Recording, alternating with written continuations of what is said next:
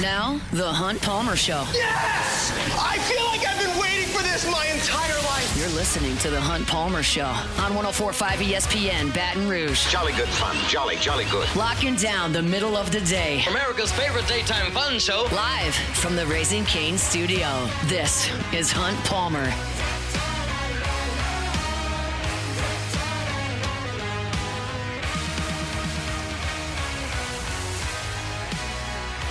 Welcome in. Hunt Palmer coming to you from the Raising Cane's studio downtown in the capital city on this Monday. Hope your work week's off to a good start. Appreciate you hanging out with us on 104.5 ESPN Baton Rouge. Got Jordan Kitchens, Cassie Spazzali back there on the ones and twos. A weekend to react to. We will do it. LSU basketball gets a win. The women win by 1,000,000. The Senior Bowl went on in Mobile on Saturday. LSU had an MVP in that game. Also want to talk some baseball. I didn't get a chance to go out there this weekend and check out the team, but they got a couple of scrimmages in on Friday and Sunday. I want to talk about second base because it is the most hotly contested spot on the diamond. I've got a story up on LouisianaSports.net about it right now, but I want to talk about that at 2 o'clock. So we've got lots and lots and lots to get to. Let's crank it up the way we do every day with our opening drive. Welcome to the big league. It's time for Hunt's Opening Drive, presented by Fabry Chevrolet GMC in St. Francisville.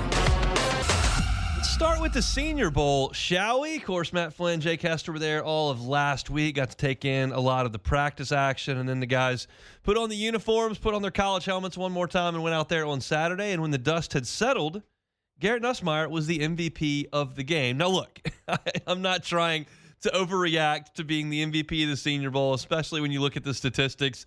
And Garrett in the game was 5 for 8 for 57 yards and an interception. Okay, so it's not as if he went out there and threw the ball 38 times and ran for 100 yards. That wasn't the calling. That wasn't the assignment. He's sharing duties with other quarterbacks.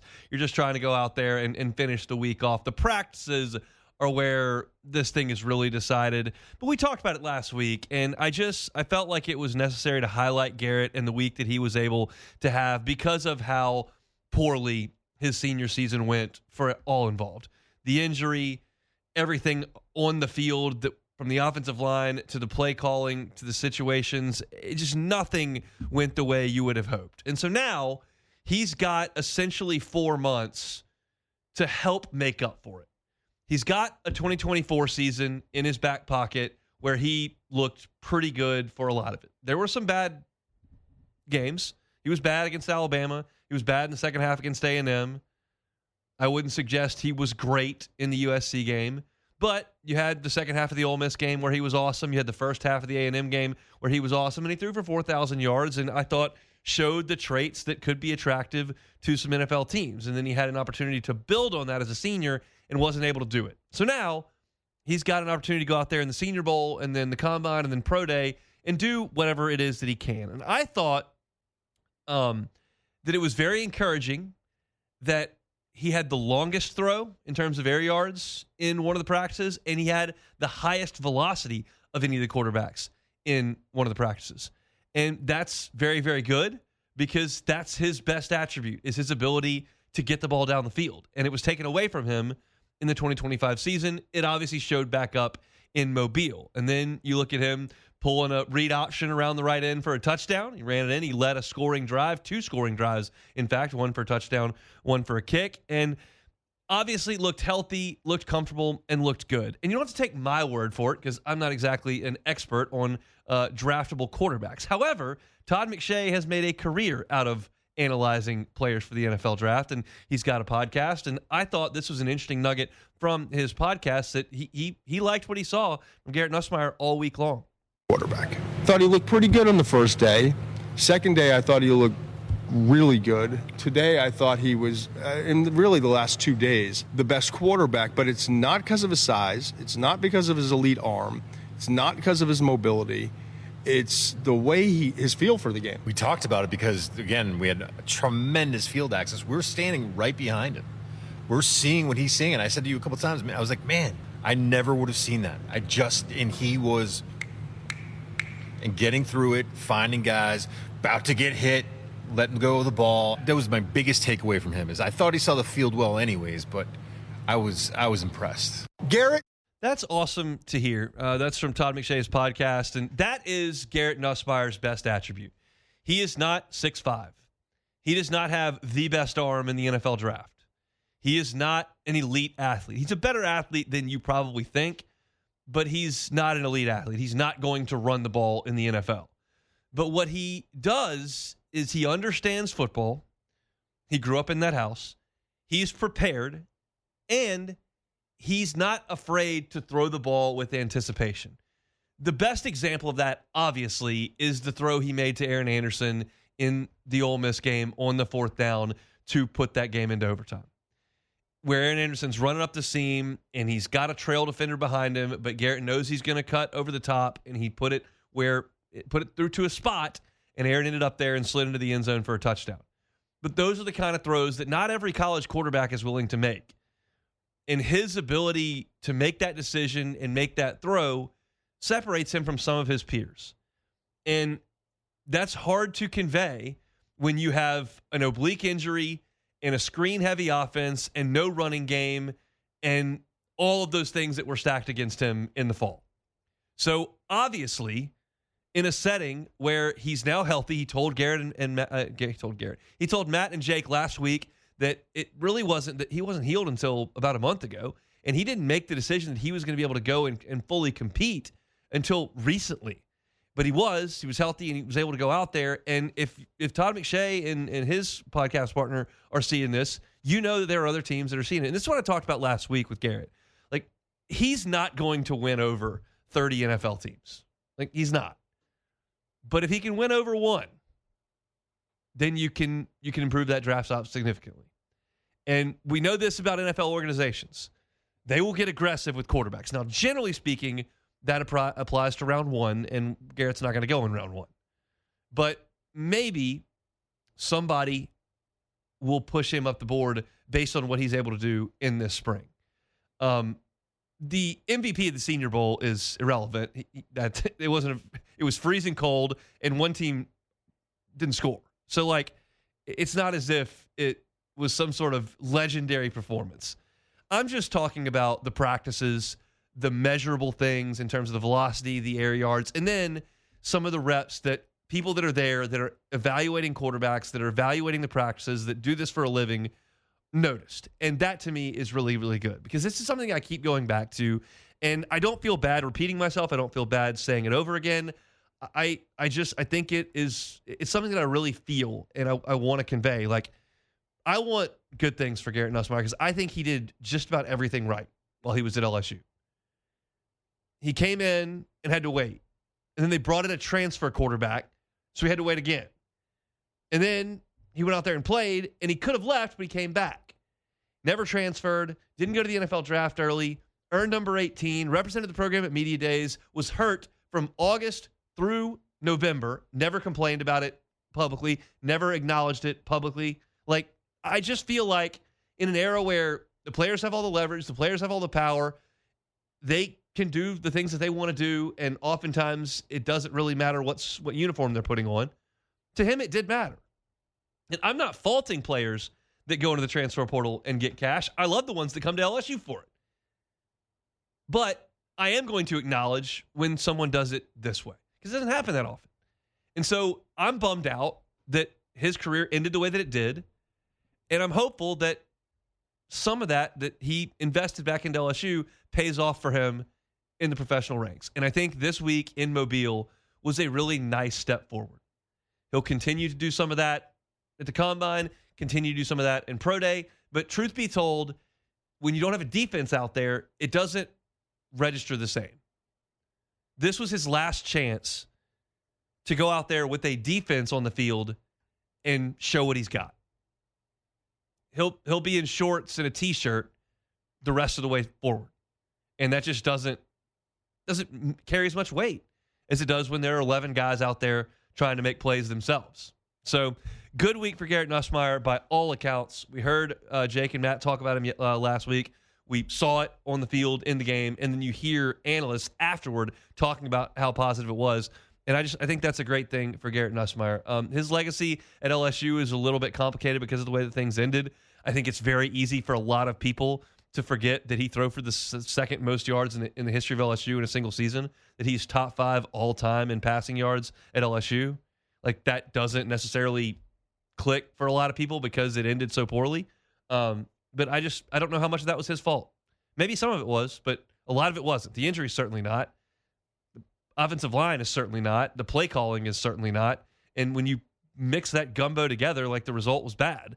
And I'm hopeful that the next 2 months are really good for Garrett, and certainly it was a great week in Mobile for him. We'll see. I still think he's probably 5th, 6th, 7th round pick at this point, and that's a tall mountain to climb to make a roster and make an impact in the National Football League. It's a hard league to do it. And then this time last year, we thought maybe a first-round pick. That ship is sailed. But good week for Garrett, and I'm pumped up for him. So that's our opening drive here on this Monday. We've got so much to get to here over the next hour and 50 minutes. I'm excited to talk a little baseball with you. Coming up in 50 minutes, I walked across the street to WAFB, sat down with Musso, Koki Riley, the Advocate, John Eads of WAFB, and talked a little baseball. We sat down for like an hour and just chopped up LSU baseball. You'll be able to catch that in the coming days. But I want to talk second base because it's something we talked about a lot today, and it's something that a lot of people were asking me questions about, so we'll get into some of that. We've also got some Saints discussion. They're going to play in Paris. There's probably going to be a pretty good crowd of New Orleanians that head over to Paris for the first game in France in NFL history. We'll talk about that a little bit later. When we come back, though, Senior Bowl, Saints perspective, we'll get into some of that when we come back.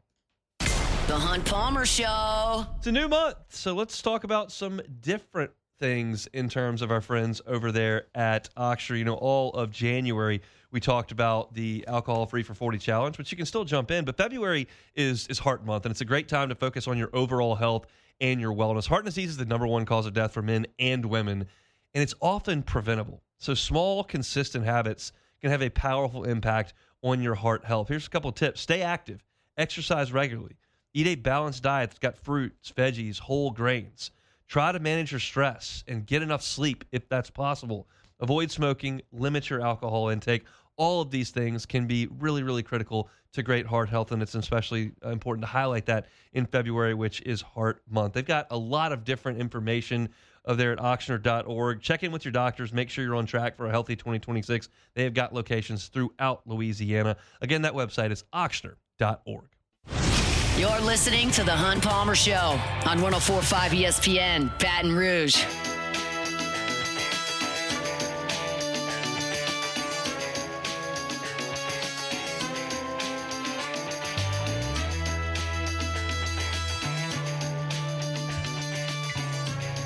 Obviously, a really tough week for a lot of the folks in North Louisiana over into Mississippi, really throughout the Southeast, with the power outages that were so prevalent, that winter storm that blew through early last week. It's just a reminder that not just hurricane season, where you can lose power for an extended amount of time in Louisiana. So get that Generac home standby generator installed by our friends at Boudreaux's Electrical. Of course, you're familiar with them.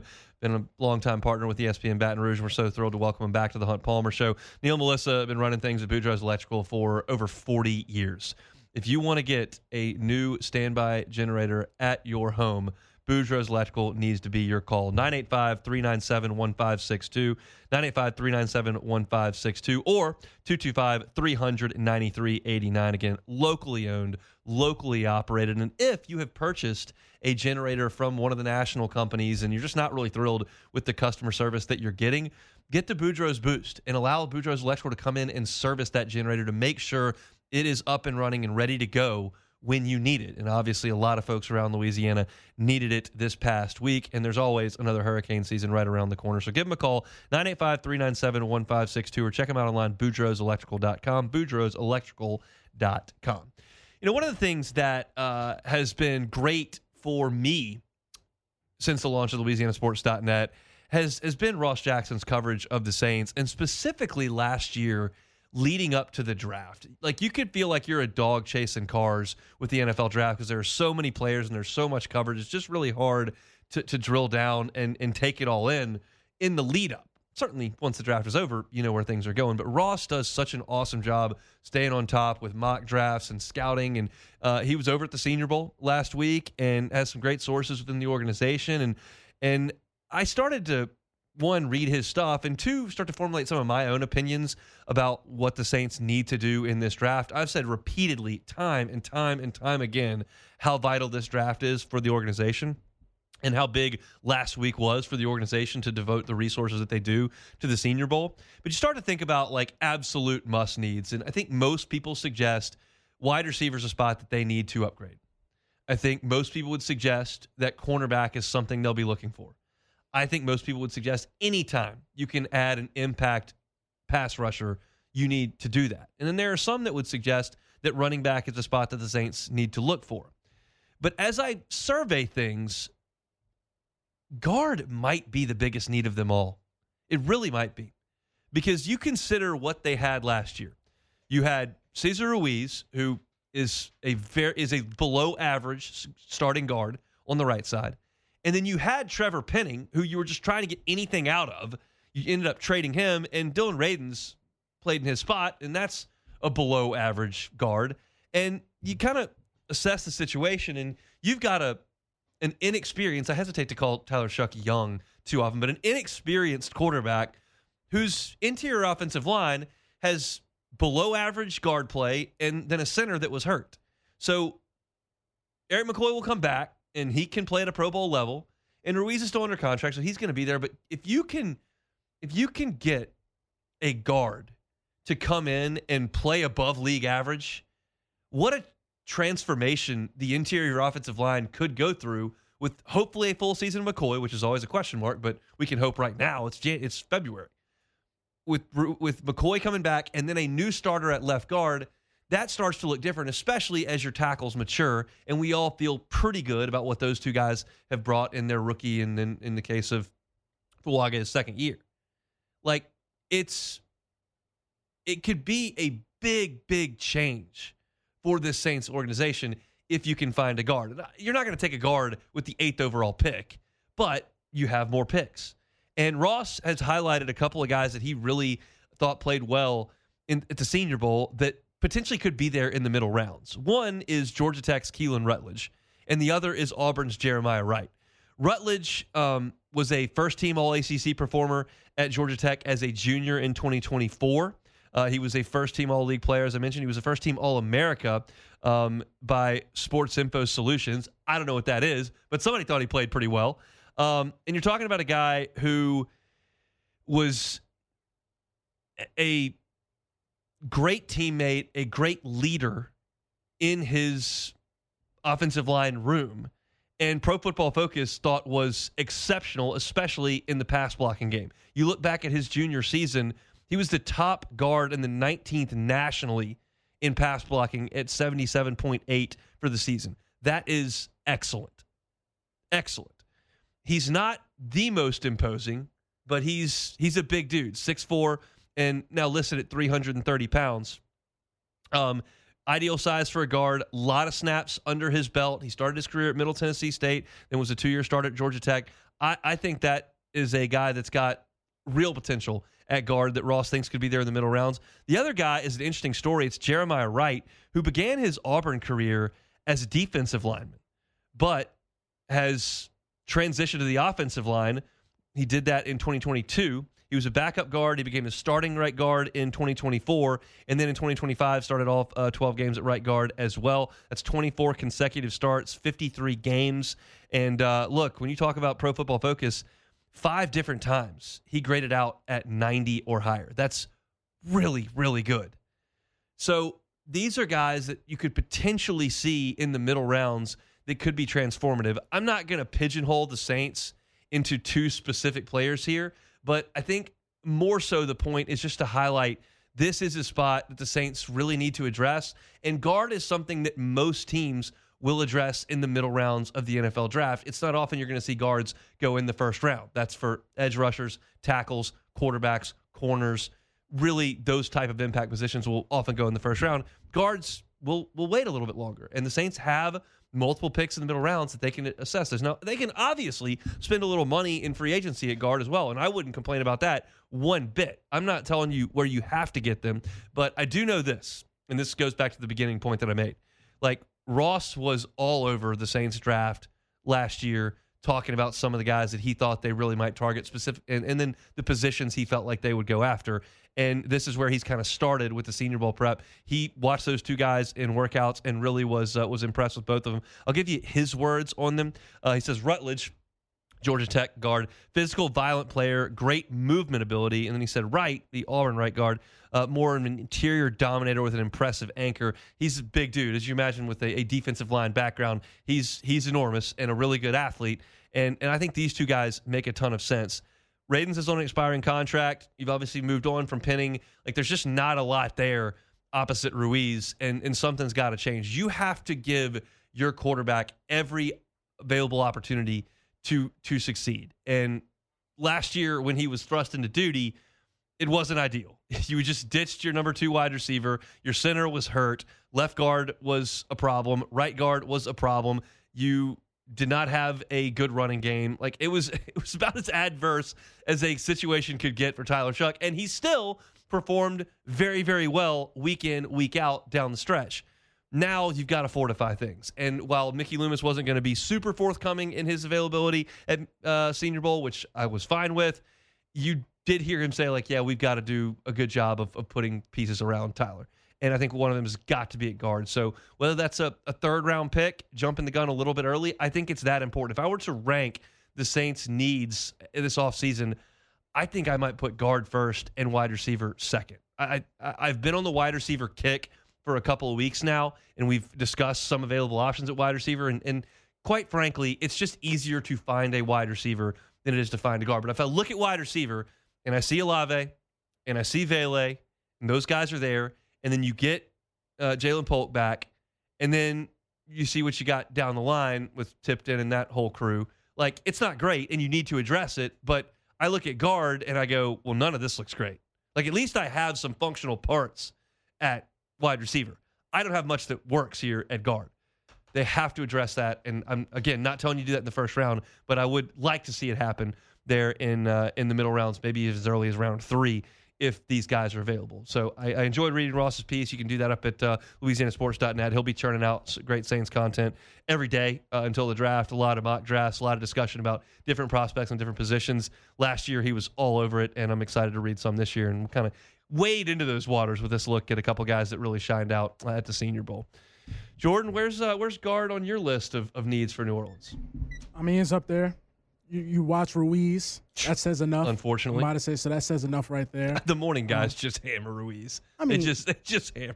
But is it not deserved? I mean, I'm about to say, it's not like they're picking on him. I mean, we all got 2 eyeballs, so I would say it's up there. I would rather, spend some cheese on that position and bring in a veteran, somebody that you don't have to teach the position. You already have a lot of young guys on the O-line, so I would rather pay somebody that, all right, we can rely on this guy. Hey, they have flexibility there for the first time in a decade. There you go. So, now we can get out the clearance rack and go look at maybe some Gucci or something real high class fashion. We can start moving up. There's a significant bump in the salary cap this year. The NFL sent their initial range, and it puts the Saints $15 million over. That's chump change. I don't even know the last time we was over 15 million. So without them having it to do some little, it's usually usually 91, and so 15. That's child's play. They can have that done by lunch. Exactly. So you're giving people that know how to nickel and dime money for the first time in a while. So I'm expecting, let's put some money towards the line. That's what I think. We shall see. A couple of wins for LSU on the hardwood over the weekend. We'll talk about them when we come back. The Hunt Palmer Show. Fabry Chevrolet GMC, St. Francisville, Highway 61. Go see them. Looking for a new ride in this new year. Lease is about to be up.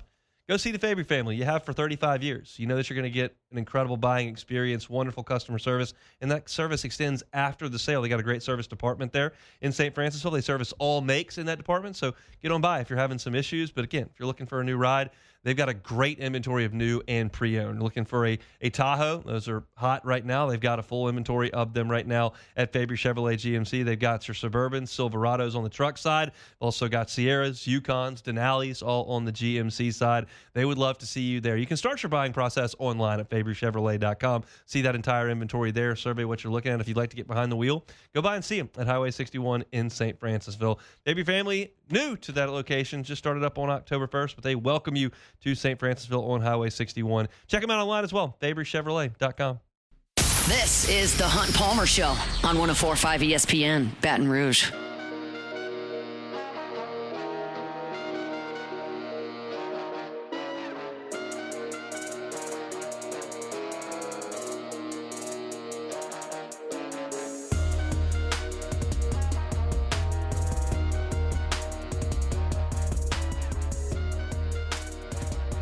Talk some LSU baseball coming up in about 25 minutes, top of hour number 2. Get into the second base battle and kind of the way I think that shakes out. If you'd like to read about it before then, you can do it at LouisianaSports.net. It's the top story on the site right now. I'm going through a position every single day over on LouisianaSports.net. Started with first base yesterday, second base today. We'll get into shortstop tomorrow, and you can probably take it from there.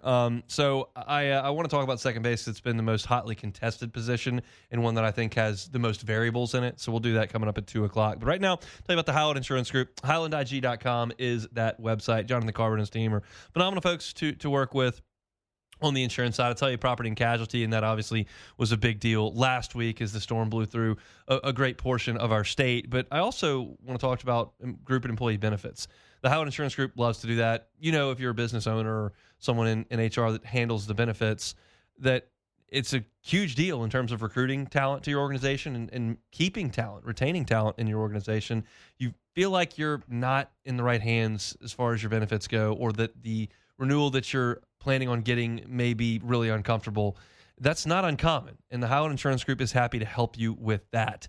So if you're looking for new health care for your employees or benefits, let the Howland Insurance Group check out your current situation and see what they can do. They're an independent broker. That means they've got a relationship with dozens of carriers. They can look around and make sure that you're in the right hands. Jonathan Carver and his team right here in Baton Rouge. You can find them online at HighlandIG.com. It's the Highland Insurance Group. They're online at HighlandIG.com.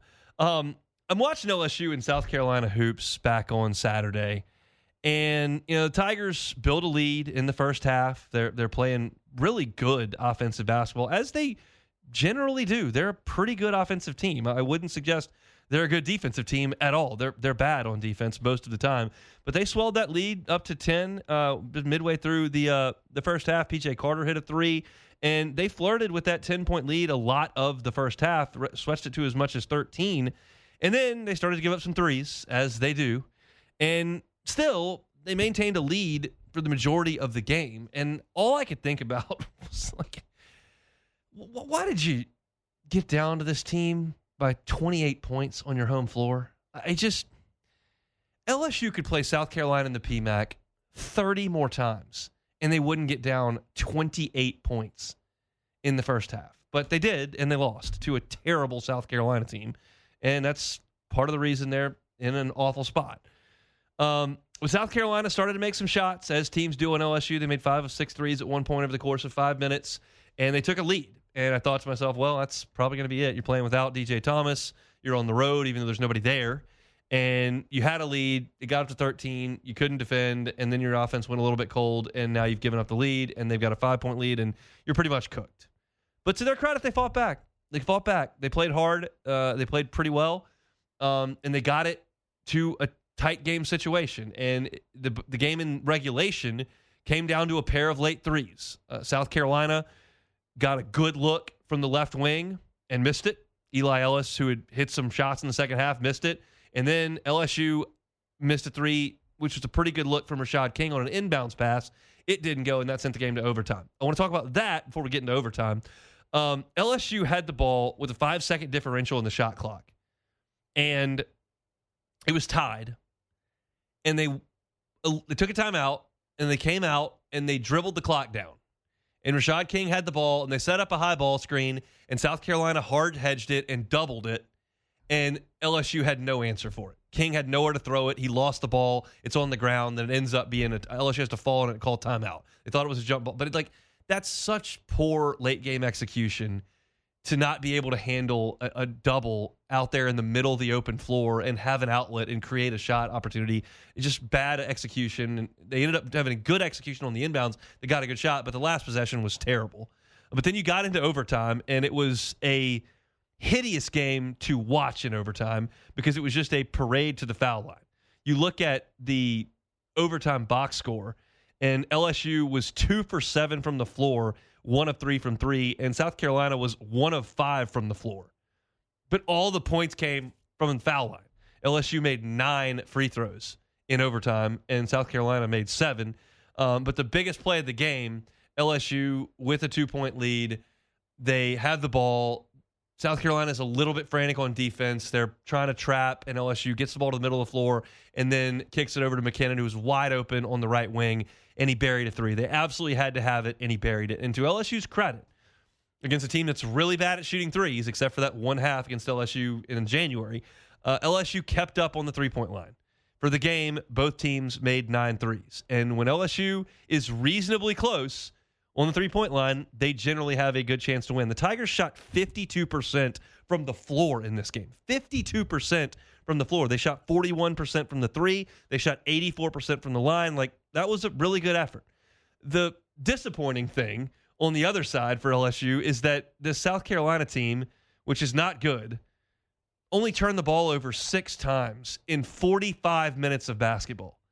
That's so little disruption to only force 6 turnovers. And one of the turnovers was on a second free throw that was intentionally missed by Michi Johnson because they were down by 3 and there was not much time left, and he missed the first free throw, so he had to intentionally miss the second one, and he banged it off the backboard, which it literally made me laugh when I was watching the game.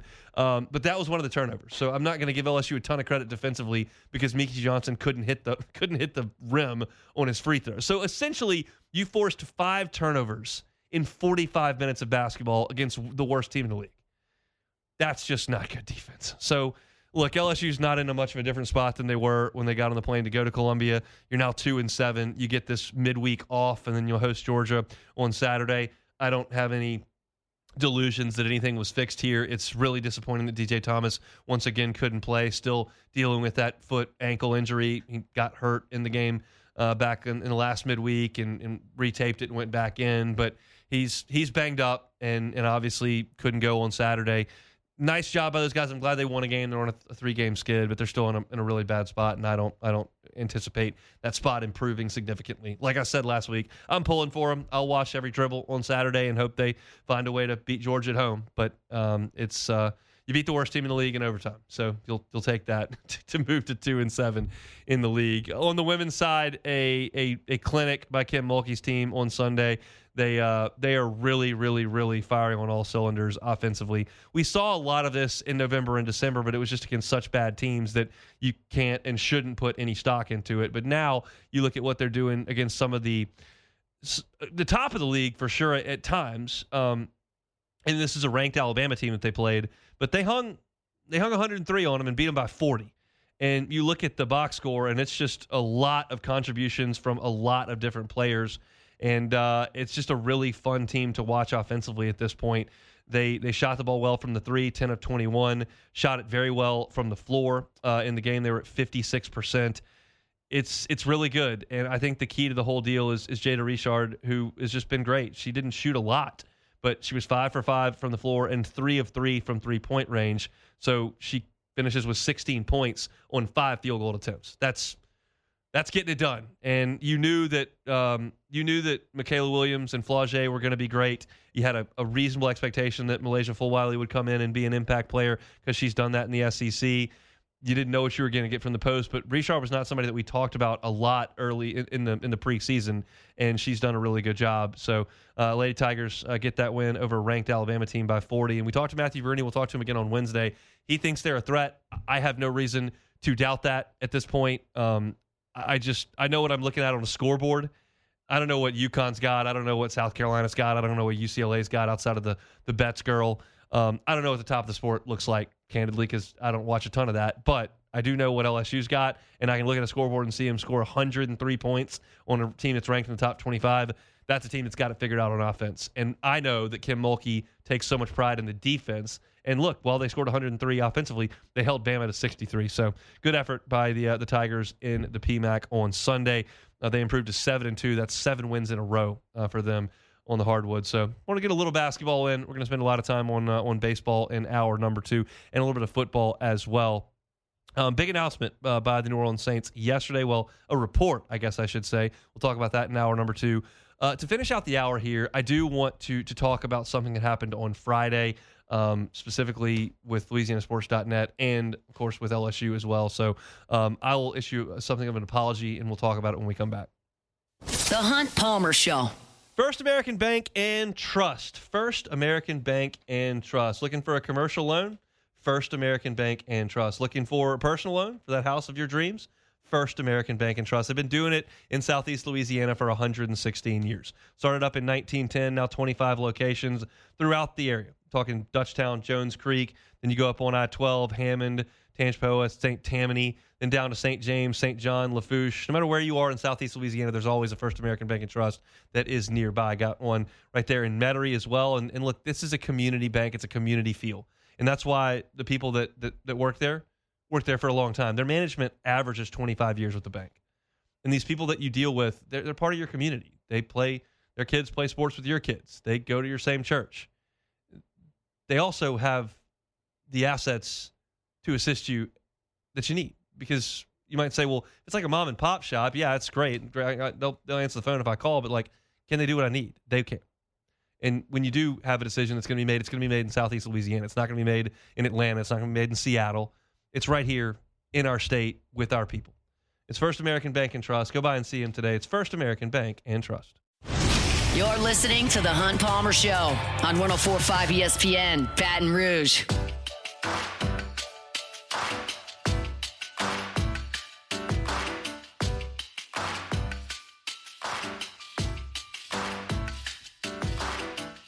So closing up hour number 1 here on this Monday. I made a mistake on Friday night. Not the first time I made a mistake. Not going to be the last time I make a mistake, but I did make a mistake, and I wanted to apologize and to bring it up. I could have buried it because it was Friday night, and it's past. The news cycles run through it at this point, but I felt the need to talk about it here. At LouisianaSports.net, we do a lot of original content. I've got right now a portal profile series going on that's talking about every transfer portal ad that LSU made. I'm breaking down the baseball team position by position. A lot of original content. But part of what we do at LouisianaSports.net as well is some aggregation. Somebody breaks a story. Shea Dixon says this guy committed to LSU. Well, we're going to say Shea Dixon reported and then tell you that you got a commitment. And in this case, on Friday evening, The Athletic tweeted out a story with an LSU football helmet as its picture and header that said the College Sports Commission, the CSC, was investigating LSU for improper NIL payments, and that LSU was the first team to be investigated. In the story, it details that they don't have any details of the investigation, but they did go as far as to mention by name Sam Leavitt, who LSU has gotten out of the transfer portal at quarterback, mentioned Damon Williams, the Washington quarterback, mentioned Brendan Sorsby, who transferred from Cincinnati to Texas Tech, and talked about how LSU was involved in those recruitments. And so I read the story, and I wrote a story on LouisianaSports.net that said The Athletic is reporting that LSU is being investigated for improper NIL payments by the CSC. And in the story, I mentioned Sam Leavitt. And then when I sent out the push notification on our app and I sent out a tweet from my Twitter account, I said the CSC was investigating LSU football. Now, to be clear, The Athletic did not say that they were investigating LSU football, but they put a football helmet on the picture and they mentioned 3 football players by name. And I incorrectly connected those dots and put them forward. And that was a mistake. And I got it wrong because I reached out to an LSU representative. He said, no, we have been in contact with the CSC. This is not football related at all. We feel it will be resolved rather quickly. And we understand that there have been more than a dozen schools contacted for similar situations. The Athletic happened to single out LSU. So here's what I know. I know that LSU is suggesting it's not football related. I know that The Athletic did not say football in their story, and I know that I used football in my tweet and in my push notification. I got that wrong, and I apologize for that. the most important thing is not to be first. The most important thing is to get it right. And we've done a great job of that at LouisianaSports.net for the most part. But look, I went to journalism school. You got to get it right. If you got anything wrong on a journalism report that got turned in, you got a 0. Like 0. Not like, oh, that's 10 points off. Like 0. And I misled.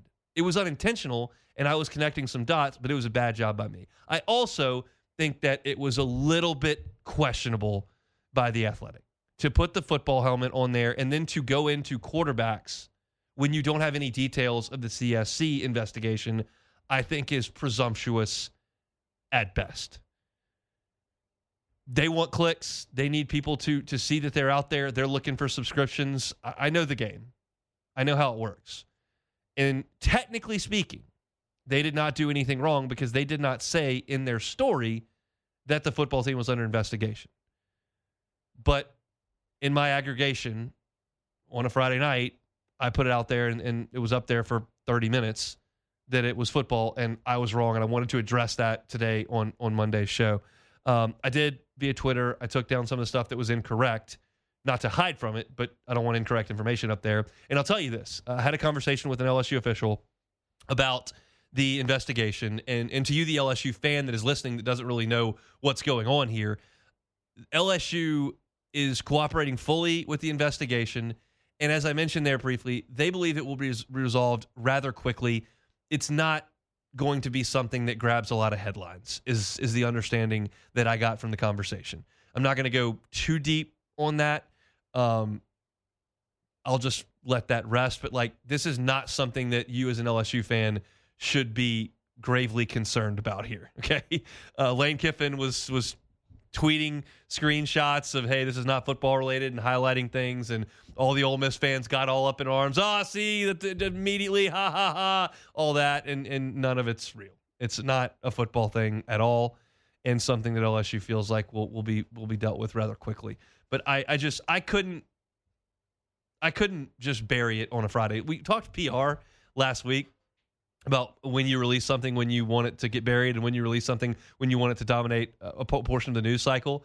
And something that happens at 7 o'clock on Friday like this generally gets buried pretty quickly. And by the time Monday rolls around, nobody's thinking about it. And I could have just let it be, and that's probably what some people would have done. I just don't feel like that's right. I wanted to address the fact that I got it wrong, and we'll do better than that moving forward. Part of the deal.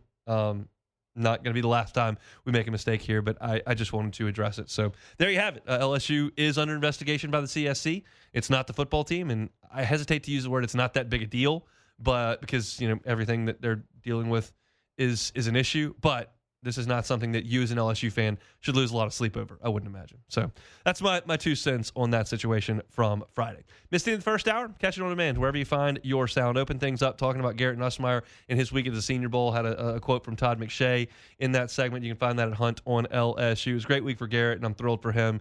Capped it with a Senior Bowl MVP. Very cool. So we did that at the top of the show. Second segment, what are the Saints looking at? Offensive guard is something Ross Jackson feels like they need to be looking at for sure. And we discussed a couple options there that Ross has detailed on LouisianaSports.net. You can find my Saints content at Hunt on Saints.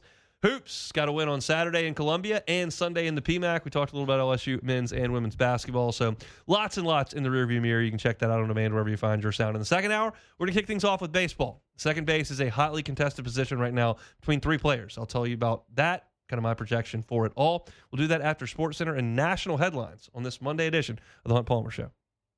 The Hunt Palmer Show. Fabry Chevrolet GMC. FabryChevrolet.com is that website.